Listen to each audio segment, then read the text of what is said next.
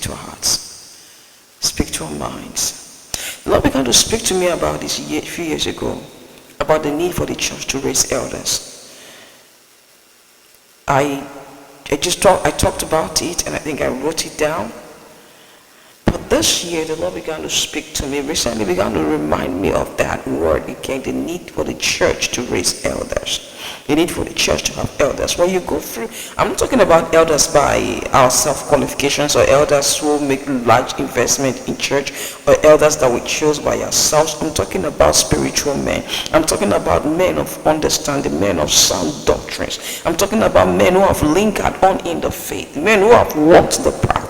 These are the people you choose as elders. These are the people that are qualified to be in the office of that elders. Men who have held on to sound doctrine and sound instructions of the scriptures. These are men who have stayed like not just in age, but not just in the physical age, but also in the things of the spirit. These are men that are chosen as elders, and they can look at things and say, this is how this is supposed to be.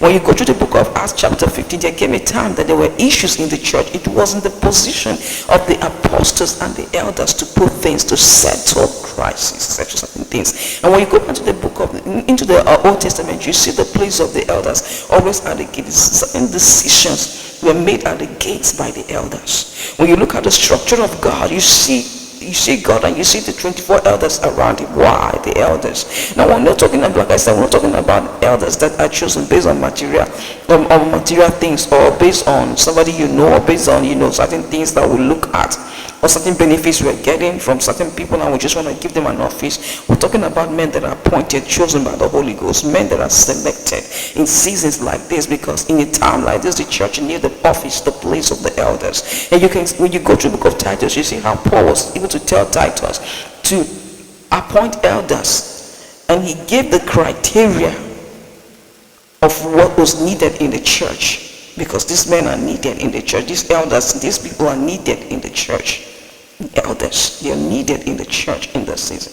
Because when you look at the things that are happening in the church, you look at the things, and in this season that God is trying to restructure his house, that God is restructuring his house, cleaning. Yes, there's going to be deep cleaning. There's going to be deep rooting out of the house of God. But in the midst of it, the office of elders, the place of the elders are needed. Because whenever there's a move of God, the enemy always tries to